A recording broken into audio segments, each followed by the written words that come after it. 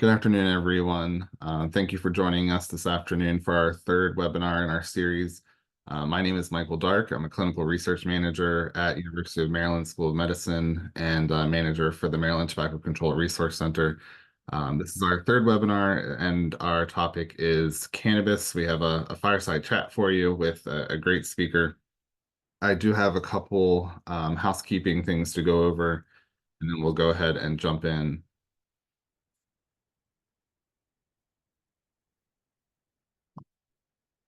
There we go. First, I want to acknowledge our funder, Maryland Department of Health, the Center for Tobacco Prevention and Control. We would not be here and offering this great information to you without them. So thank you to MDH and the Maryland Cigarette Restitution Fund. A couple things. This meeting is being recorded. We will make the slides, if available, and the recording on our website. And I'll show you where you can find those in a little bit. We do ask that you remain on mute for now until we get to our Q&A portion. You can put questions into the chat box. If you'd like to ask your question over voice, that's fine as well. But we'll get to questions later in the presentation. We do have an evaluation for each of our webinars. We ask that you complete it to give us your feedback. It helps us make changes as we go forward in our webinar series, and also helps us figure out what topics you're interested in. So there's a QR code here on your screen that you can scan, and I'll also put the link in the chat box as well, and then I'll remind you again at the end. I mentioned before, our website, you will be able to find recordings and slides for our webinars here under the trainings page on our website. There's also a lot of other great information, and our calendar has our upcoming webinars as well.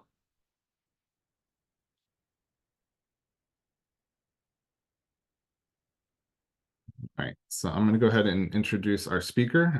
Today we have Matthew Swinburne, who is the Associate Director for the Network for Public Health Law's Eastern Region, which is housed at the University of Maryland Francis King Carey School of Law. He has more than 14 years of legal experience and more than 10 years of public health law experience. He is a national expert in cannabis law and policy right here in our home state. His work includes advising legislators, state and local agencies, law enforcement, community-based organizations, and nonprofits on critical issues related to medical and adult use policy. He has also developed and taught the state and federal cannabis law and policy course for the University of Maryland School of Pharmacy's Medical Cannabis Science and Therapeutics program. He is also an attorney advisor for the Maryland Carey Law Public Health Law Clinic and has taught public health law and ethics for the University of Maryland School of Public Health. Matthew is a very busy guy, so thank you for joining us this afternoon, and the floor is yours. Well, Michael, thank you very much for inviting me to come today. I'm really looking forward to engaging with folks and talking about, the important public health issues that Maryland is facing with this big policy change of cannabis legalization. And we're going to start off where I'm going to do a little overview of a few things that the team asked me to cover that will hopefully kind of function as a catalyst for our larger discussion. And I'm just going to share my slides that I brought, and I have just one. All right, let's see if I've done this. I'm horrible with sharing. Do you guys see PowerPoint slides saying cannabis fireside chat? Yeah, you'll just need to go to display settings and switch to the presenter view. Okay. Display. Ooh, I'm down. I have too many monitors for this.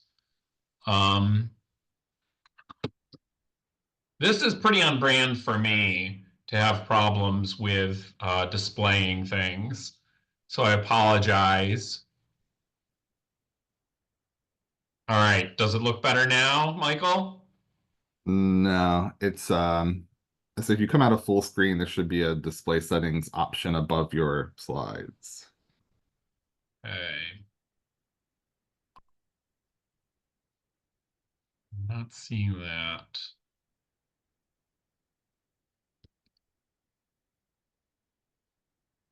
All right. Are you just seeing notes in the next? Yes. Okay. Yep. So right where your cursor is, display settings, you should be in the middle of those three buttons at the top. Okay. Oh, there. Oh, this other toolbar keeps dropping down. This is providing. Okay. And then swap. Is it looking good? I did the swap. No, it did not swap. Oh, well, I hit the swap option. Interesting. All right. Hit the swap option again. Is it looking correct? No. All right. Well, if folks can at least see the slide saying fireside chat. Yes. All right. So we're going to move forward. And hopefully, the information will still get across. I want to respect people's time. So actually, Michael mentioned my former employer, the Network for Public Health Law. I'm actually the director of a new cannabis center here in the state of Maryland. We are part of the Legal Resource Center, which is at the University of Maryland School of Law. And we are also funded by the Maryland Department of Health, but we are funded through the Cannabis Public Health Fund, which receives some of the state's cannabis tax revenue. And so on this slide, I've got my team of attorneys and support staff here. For folks who work, may work with local health departments, you may have met our staff attorneys, Annie Carver and George Townsend. And our teams, really, our mission is to help Maryland's public health community understand the impacts of cannabis legalization and how to use the law and policy to address these public health concerns. And so we provide services like legal technical assistance where we're answering questions. We create presentations and meet with community groups and local health departments and other public health partners. And we're also developing educational resources on important topics. So if you have any questions related to public health and cannabis legalization, please reach out to us. We are here to help. Now, the first thing I was asked to talk about is cannabis in Maryland and kind of what are we looking at in terms of scope with legalization? Well, the state legalized medical use in 2014, and our first medical dispensaries, it took a while to get them up running, actually opened in December of 2017. We are not an early adopter of cannabis legalization, um, which is a good thing because we've learned from a policy perspective from the states that went before us. But the big change that we're all looking at now is the adult use legalization of cannabis, and that became effective in July of last year. And as part of this process, Maryland created a new regulatory agency, the Maryland Cannabis Administration. And it is their job to regulate that cannabis market and the businesses that operate within it. Now, how big is Maryland's cannabis industry? Because with cannabis being illegal at the federal level, any state that legalizes cannabis has to have a self-contained industry because cannabis cannot move across state borders because of the federal prohibition. So here in Maryland, I've provided a link to the data dashboard that the administration has that has a lot of information about the industry. But currently, we have 98 dispensaries in the state that serve both medical and adult use customers. So dispensaries in our state can serve both customers. We don't have separate dispensaries for medical and adult use. Now, how profitable, like what are sales looking like in Maryland? Well, Maryland has a brisk, we'll put it that way, cannabis kind of industry. And we're looking at year-to-date sales here in Maryland, over 250 million in medical cannabis sales and almost 600 million in adult use sales. We're going to be close to $1 billion in cannabis sales, legal cannabis sales, by the end of the year. Now, with legalization, a lot of our dispensaries were kind of transitioned from the medical market to be able to serve both medical and adult use. However, there is a new round of businesses that are being licensed. And so probably in the next year or so, we're going to see another 73 dispensaries licensed and stood up in the state. And for, to kind of give you an idea of how many folks are still participating in the medical cannabis market, most recent data shows over 108,000 registered medical cannabis patients in the state. Now, what do we know in terms of cannabis use? So there is information, on adult use, and I'm just going to touch on that briefly because I think the bigger issue is the youth use. But looking at the most recent data we have, when we look at recent use, so use within the last 30 days, approximately 12% of Maryland adults indicate that they've used cannabis in the last 30 days. I think we will be seeing newer data coming out that will give us more insight. So this is all pre-legalization data, and this newer data will show us, how did legalization impact the prevalence of cannabis use amongst adults. Now, the next thing I'm going to move on to is youth use. Now, the Maryland Department of Health is putting together a really nice data dashboard on important public health information related to cannabis and cannabis legalization. And I was able to see kind of the draft version of this. And so the data that I'm sharing, you're getting a preview of that. And the MDH will be announcing it, and it's going to be an amazing resource for folks to be able to understand what's happening in the state. And so looking at the most recent YRBS data, we have information on whether students have ever used cannabis. And I think, we're seeing a positive trend here. We're seeing a decrease in the number of students who indicate that they have ever tried or ever used cannabis. Now, the factors for that trend, I don't know, but all of this data, again, is pre-adult use legalization data. Now, we've seen different data out regarding the impact of cannabis legalization on youth use. And some of the more recent studies have said that legalization does not increase the prevalence of youth use. However, youth who do use become more frequent users. So, I think this is something that, public health and we need to continue to monitor to understand the impacts of these policies. Now, to really get into some more granular data, my team, we work with all, all the counties here in the state and Baltimore City. And a lot of times folks don't understand kind of the scope of the issue in their jurisdiction. And so, MDH was able to pull this data together about the prevalence of cannabis use amongst youth based on local jurisdiction.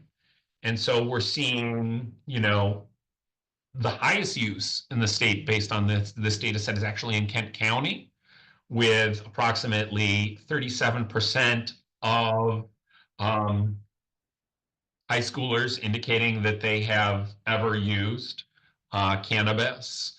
And, Howard County having the lowest prevalence at 13.8%. So, I think, this data could be helpful in understanding, and start that investigation of why we have these very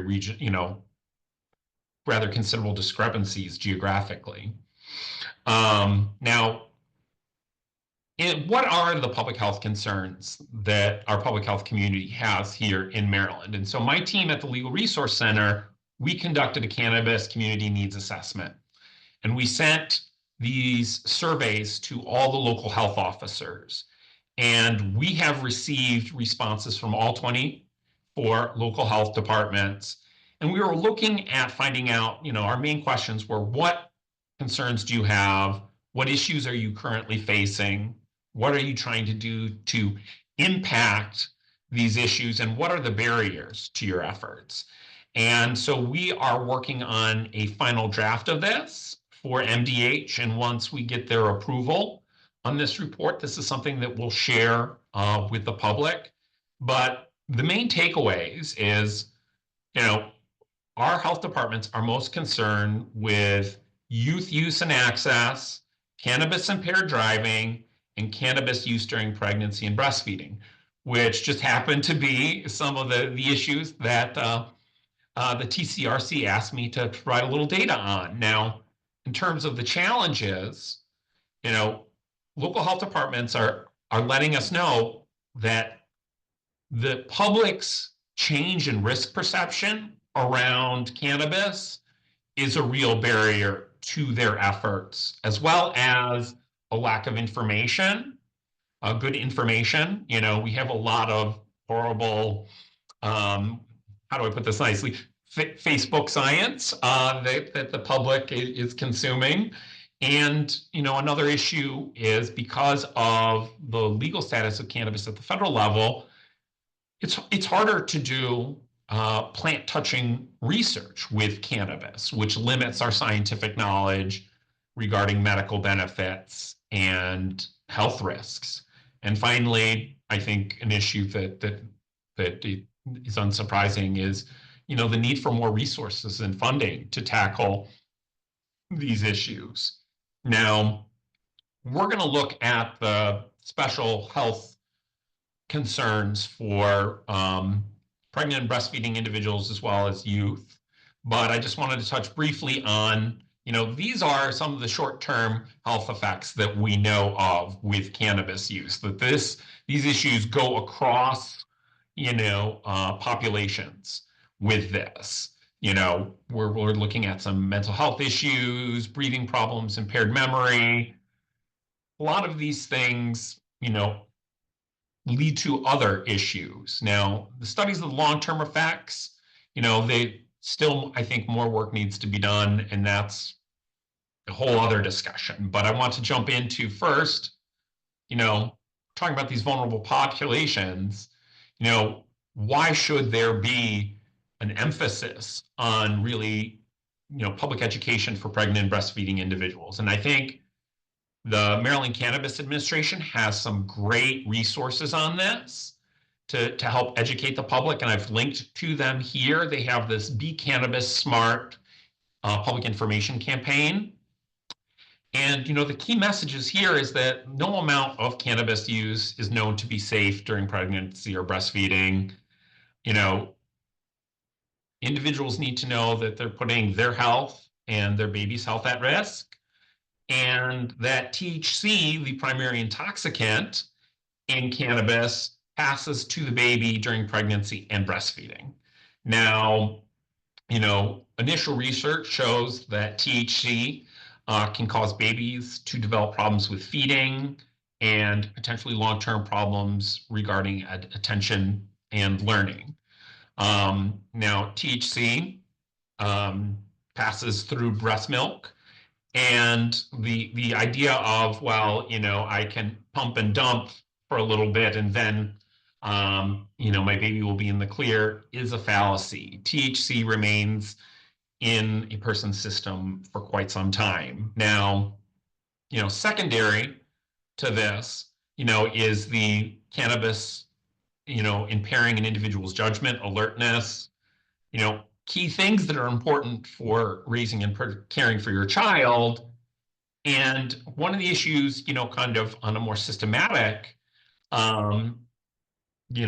issue, and now, if a healthcare provider detects that a newborn has been exposed to cannabis, they have to report that individual to the local Department of Human Services. And so this can create issues for the parent. And so these are important things that I think pregnant and breastfeeding individuals really need to know.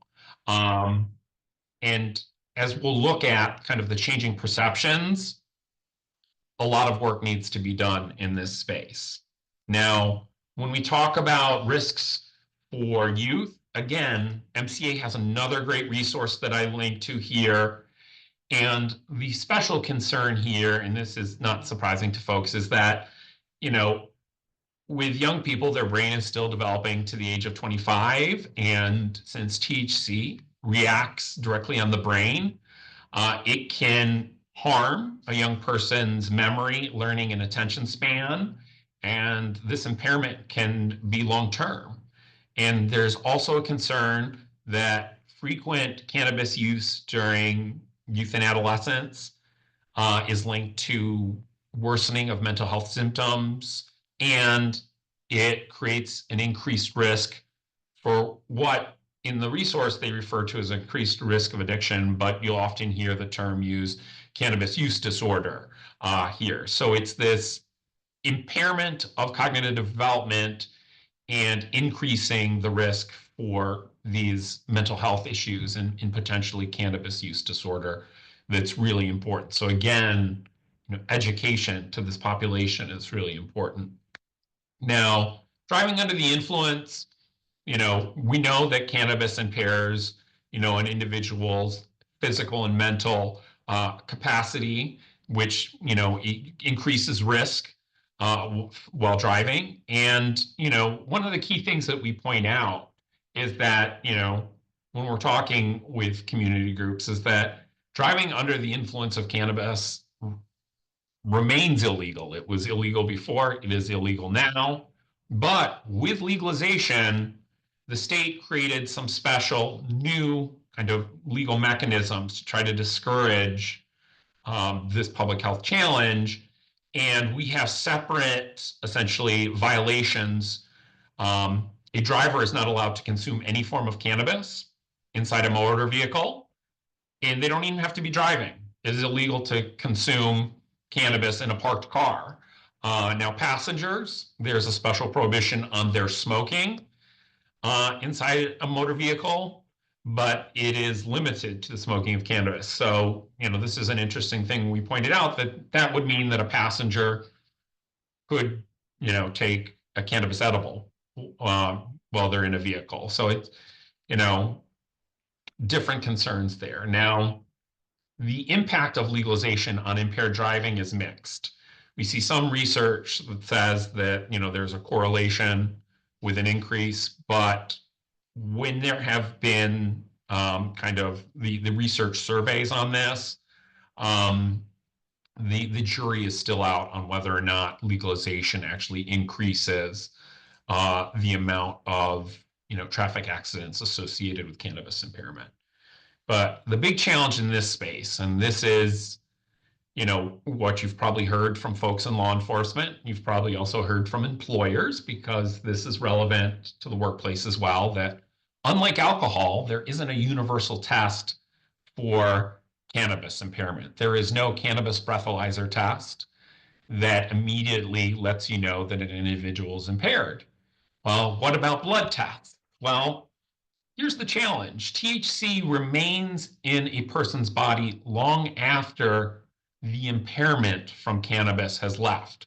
So an individual could use cannabis on a Saturday and then 4 days later be pulled over, and if they're tested, still have THC in their system, even though they are no longer impaired from their cannabis use. And so really, we're looking at law enforcement is trying to develop, and use field evaluations, to, test a driver's capacity. And when I've talked with scientists who work in this space, their focus is, how do we develop tests not for impairment by a specific substance, but how do we best test for impairment? So this is a big challenge in the cannabis space. And and it's different than alcohol, and it creates a lot of questions and concerns. Now, how is legalization impacting Marylanders' perception of cannabis?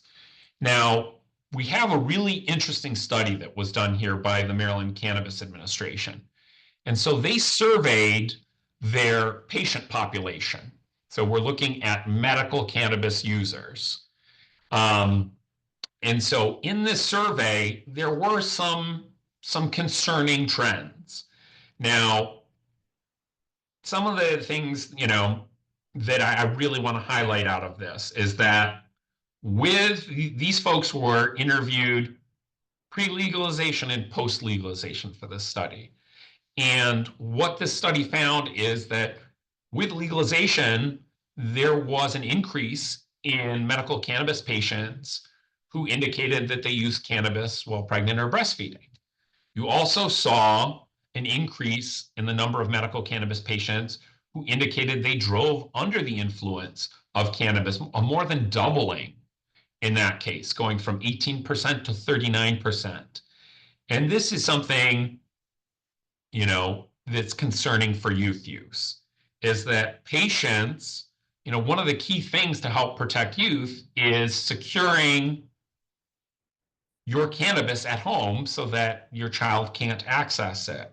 And here, patients, actually, less patients were storing their cannabis safely post-legalization. So this is, a very specific population, but it's a window into the changing perceptions of cannabis here in the state, which kind of lines up with the information that we got from our public health partners at local health departments. So I've linked to this survey. It's a really great resource to kind of understand this population and to understand changing perceptions. Now, the last thing I'm going to touch base on is this big issue that's been in the news. Oh, great. Dawn's here saying they're going to do another survey. That's awesome.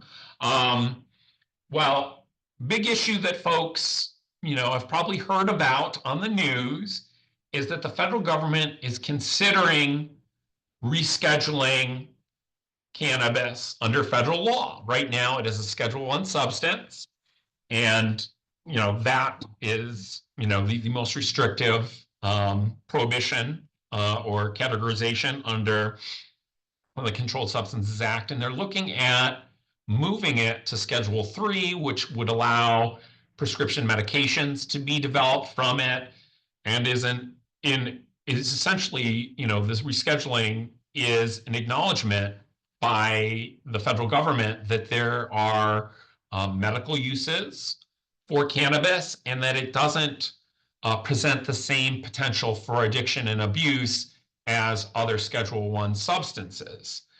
And where we are right now is the DEA put out a proposed regulation, explaining why they wanted to change from Schedule I to Schedule III, and they opened it for public comment, and they received over 43,000 public comments regarding rescheduling. These comments, I've reviewed some of them, are all over the place in terms of support or opposition and reasoning for their stances. This is the most feedback that the DEA has ever received for a proposed regulation. But right now, that comment period has closed, and what they're going to do is hold an administrative hearing regarding the rescheduling, where parties can participate in essentially a hearing over this issue. And this is, for parties that assert that they are significantly and adversely impacted by the proposed change. And those individuals, submit their reasons why they should participate in the hearing, and then either the administrative law judge or the agency itself invites specific individuals to participate. And that hearing is coming up December 2nd. And, from there, there's still additional process and procedure, but that hearing is a big step in moving this issue forward. Now, if this change does happen, what does that mean for cannabis here in Maryland? And there's a lot of bad information about this out there. And so what we know will happen, and and there are three basic things. There's going to be fewer restrictions on plant touching research because it is, if it is shifted to Schedule 3. And cannabis businesses at the state level will have their effective tax burden decreased, um, because they'll be able to take advantage of the US tax code. They haven't been able to take, business tax deductions because they were dealing in a prohibited Schedule 1 substance. These aren't, you know, the changes that I think public health should be most concerned about. Because I think this goes back to public perception. This type of change is going to alter the public's perception, just like state legalization has the potential to alter public perception. And we saw that change within the medical cannabis population here in Maryland. So I think that is probably the biggest change that we'll see, is a change in public perception about risks. Now, what won't change, all the cannabis industry here in Maryland and in other states that have legalized medical use or adult use, it's still going to be illegal under federal law. To legally deal in a Schedule 3 substance, there's a huge process involving the DEA. If you want to sell something as an actual FDA-approved drug, you have to go through that process. The cannabis industry isn't going to do any of that. And so the kind of federal government continuing to allow states to develop their cannabis industry, that's going to continue as normal. And so Maryland's not going to see a lot of changes in our law because of a rescheduling. It will realistically, kind of be business as usual. And so I think those are key things to understand from this process. And this is my contact information. And so when the slides are shared with folks, they can reach out to me and,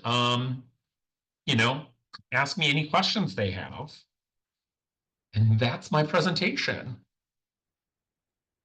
Great. Thank you so much, Matthew. We have quite a few questions, so I'm gonna put the spotlight on you for a few minutes. I think one of the possibly simpler questions, in terms of education and when talking with patients, what's the right terminology that we should be using? Should we be using the broad cannabis? Should we be going out down and saying marijuana? Where do we kind of go with that terminology? Well, there's some history here. Cannabis is the legal term here in Maryland. We don't use in any of our laws now, or we're trying to change the code from marijuana to cannabis, because marijuana is a term that, in early 20th century America developed out of kind of a racist policies around cannabis, which demonized Mexican immigrants and Black Americans, and it was a term used to sensationalize cannabis as, is something that was invasive, almost as the larger public looked at immigrants, Mexican immigrants specifically at this time. So it is a term with a lot of negative history. And so I don't use that term in my work, and the state doesn't use that in theirs. And it's the more appropriate scientific term. We're dealing with a cannabis sativa plant. And so that is the term I recommend folks use when they're addressing these issues with folks. And, your patients will understand, what you're talking about. Great, thank you. Next question's a two-part. You had talked a little bit about when a newborn has exposure to cannabis, there's reporting. So first part of that question,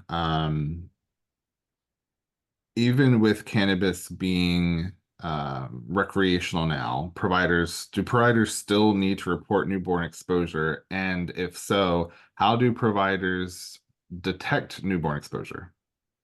Well, I believe when the child is born, and I should not be talking about anything healthcare related, whatever testing happens then, I'm not sure the process that they use to detect it in newborns, but the reporting requirement is still there. That hasn't changed. Now, when it gets to a DHS, it isn't this result, the positive test result, doesn't automatically mean that the parent will be found, to have abused or neglected the child. So it's not this automatic determination that it once was and it isn't in other jurisdictions.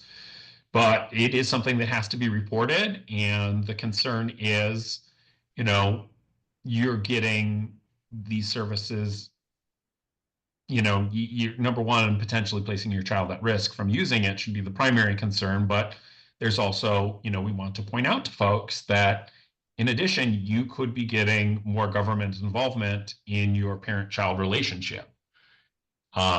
It's just a key thing for folks to understand. But, I'm sorry, I don't know the testing process, around that.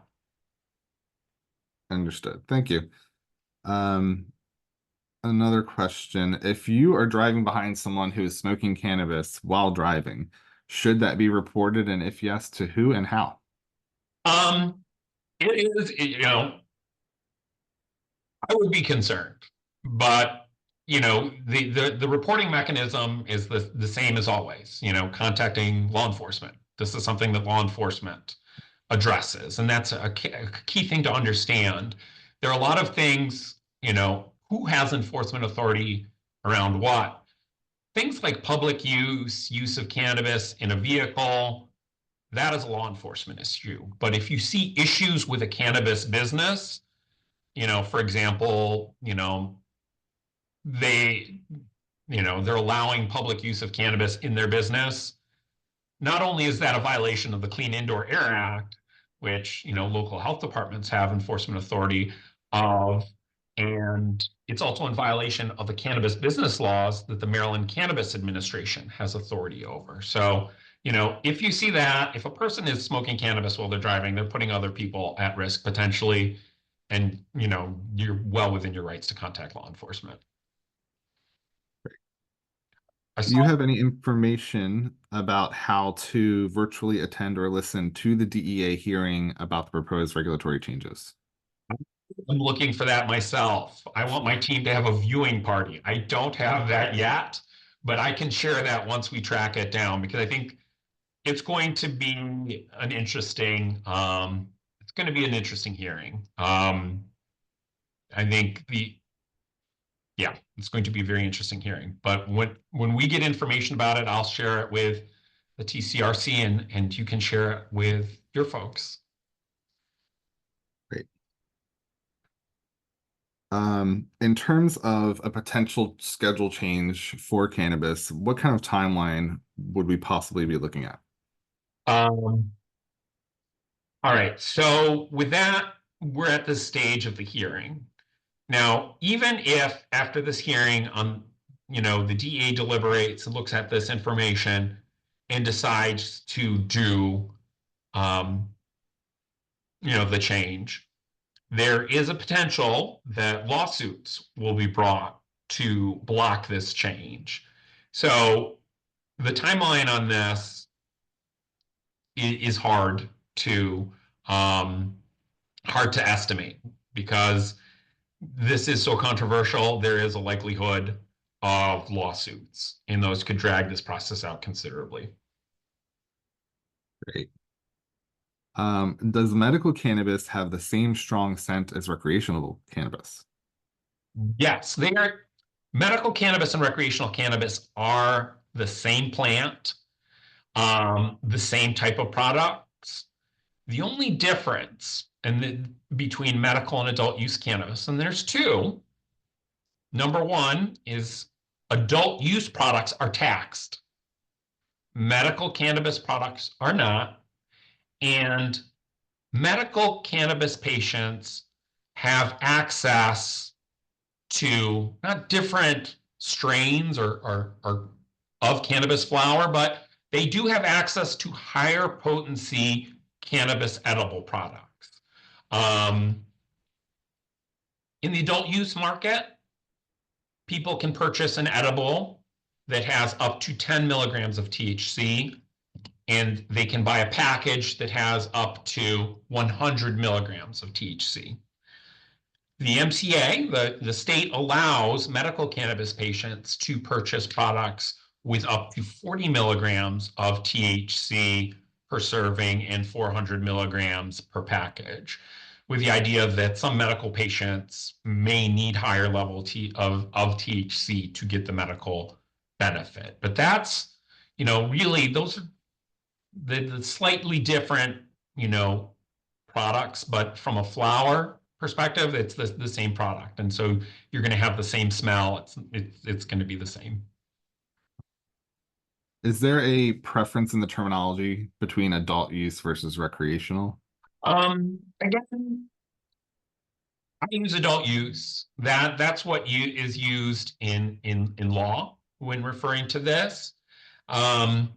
Because we have a lot of people, when cannabis is legalized for adult use, who essentially are using for medical purposes, but without engaging with a medical provider. And so states, with the recognition of that, use the term adult use. So I use that, but I also explained it. I'm like, adult use, or referred to colloquially as recreational use, because I think it blurs the lines. Like, with recreational use, like it's more encompassing in negative ways, like, their youth using this recreationally, and that's not what we're legalizing. We're legalizing adults to use it.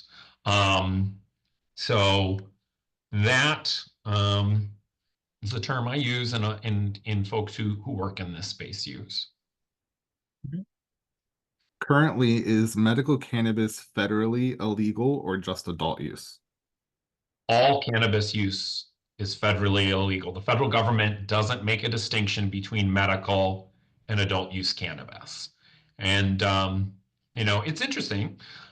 The federal government, we have approved cannabis-based medications. There is Epidiolex, which is a FDA-approved drug for certain seizure disorders, which actually uses CBD, a cannabinoid, from the cannabis plant. And there are other medicines that use synthetic THC, not grown from a plant, but synthesized in a lab. So, even though they allow these FDA drugs, medical cannabis, as we know it at the, state level, is not legal under federal law. Great. Does the Schedule 1 to 3 change apply to both medical and adult use? Yeah. The federal government looks at cannabis just generally. So, it doesn't have a separate treatment for the two. What is the discipline of folks who make decisions about scheduling at the DEA? Are they law enforcement, lawyers, scientists, political appointees, or a mix?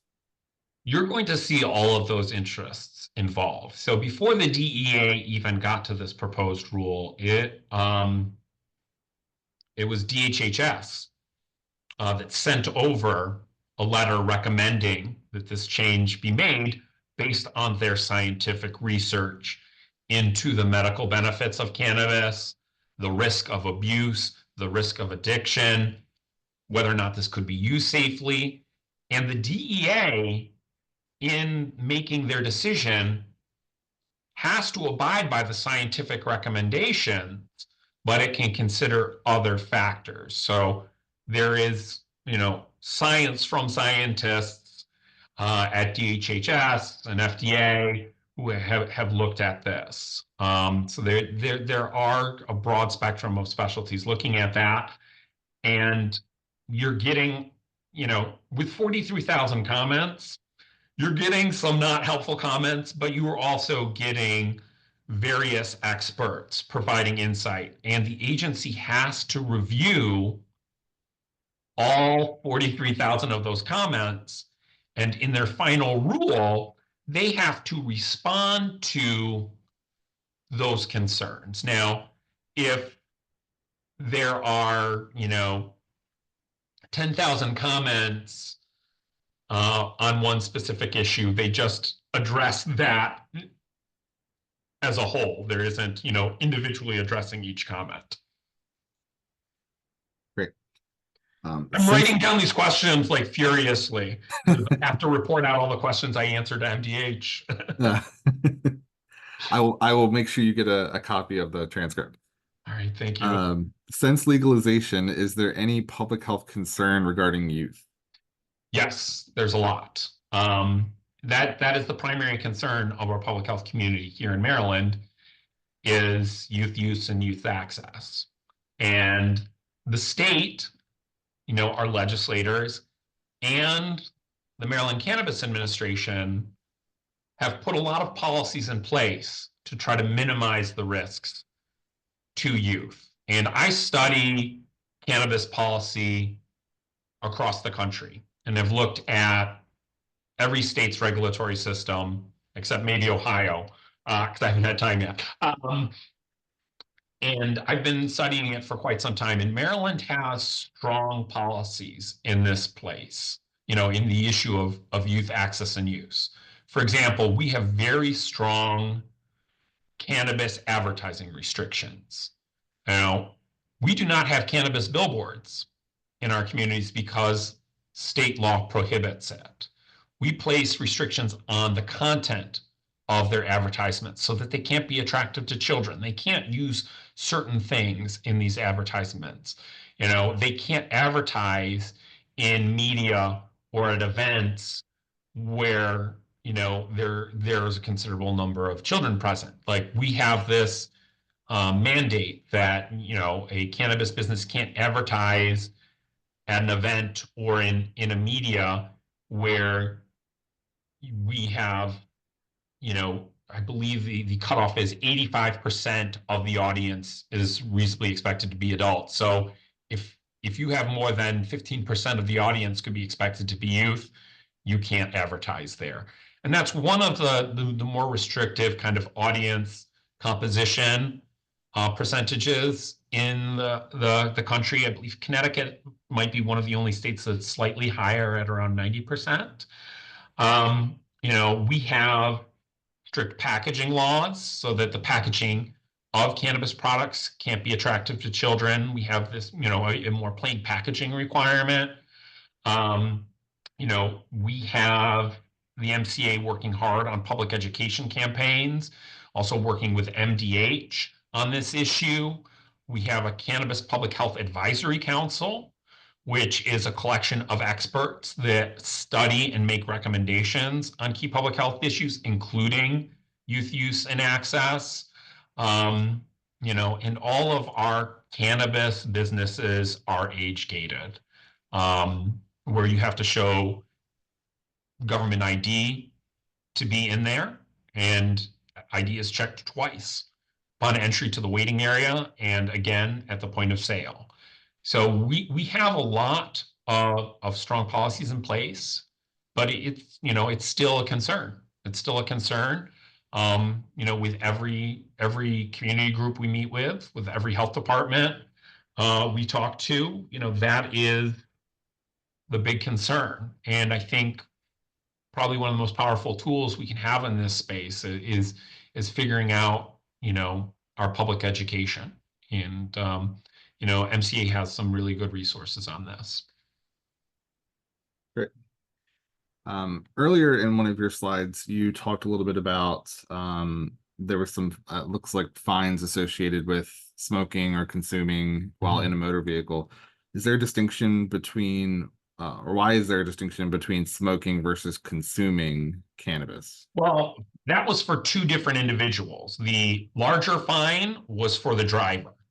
If the driver is smoking or consuming any form of cannabis in the vehicle, I believe it was a $500 fine, because that's the individual we're worried about from in terms of impairment. And the lower fine is for a passenger smoking. So it's not the primary larger public health risk of an impaired driver. And so that's why the penalties were higher for the driver than the passenger, I think, was the legislative reasoning behind that. What would the big takeaway be for local public health and medicine if cannabis is rescheduled? What should be the major focus for them?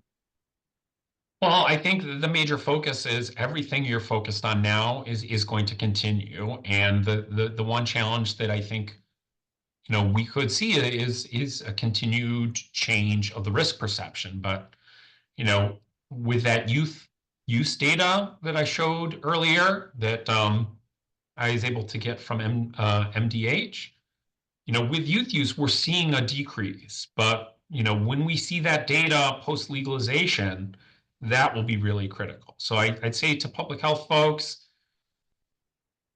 if rescheduling occurs, it's the change in public perception, and it's going to be, kind of the call to action is going to be, the public education. That there are still risks with cannabis use, despite its, changing legal status at the federal level. And there, yeah, and it's still illegal federally. But yeah, I think the changing perception and the need to really focus on that public education is the key message. In another one of your slides, there was a picture of the state showing that the shore, in particular, in addition to the Baltimore area, had fairly higher use for cannabis. Is there any indication as to why that particular region No, is showing higher use? I don't know the reason behind that trend. And it's something that my team were interested in learning more about. Is there something that counties like Howard County and Montgomery County are doing that is effective in changing youth risk perception and helping them make better decisions about cannabis use because of the increased risk for youth use? And that's another key message that related to the change in perception is that parents changing perception regarding cannabis impacts youth. And so it's a need to educate parents that the health risks for their child are different than the health risks for them.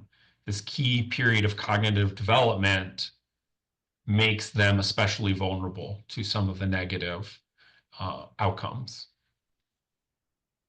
Great. Well, I think that is a perfect message to bring us to a close. We're almost at the hour here. I don't see any additional questions in the chat. Oh, one final question, actually. Is there a clear graph that shows the increase in THC levels in cannabis from 1990 to now, or any time frame? I don't know. I've never looked for one. I think the folks should be concerned that, cannabis has changed over time, but the potency of cannabis flower is never going to be as high as other products. We have cannabis concentrates that have much higher percentages of THC in them than cannabis flower. We have cannabis vape products that have very high percentages of THC. So I think the key message is, that there are cannabis products, whether it's flower, vape, or cannabis concentrates, that are very strong. And, folks need to, if they're going to use these products to be safe, one of the key messages is if you're going to do this, start low and go slow. Thank you. So we're coming up on the hour here. I do want to say thank you, Matthew, for your great insight and expertise. Always great to hear you speak, and I really appreciate you taking your time to join us today. Well, it was my pleasure. Hopefully, folks, feel free to reach out to me and my team. We are here to help educate and to help advocate for, public health interests in this space. Great, thank you.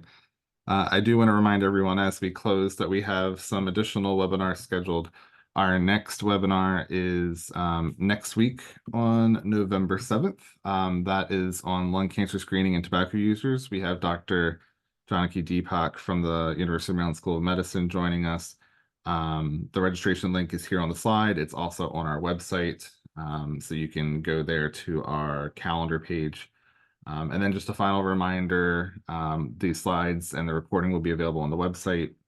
We will send attendance certificates by email, and we do ask that you complete the evaluation. That is here by QR code, and then I will also paste that in the chat again as well for everyone to grab if they want to go access it that way.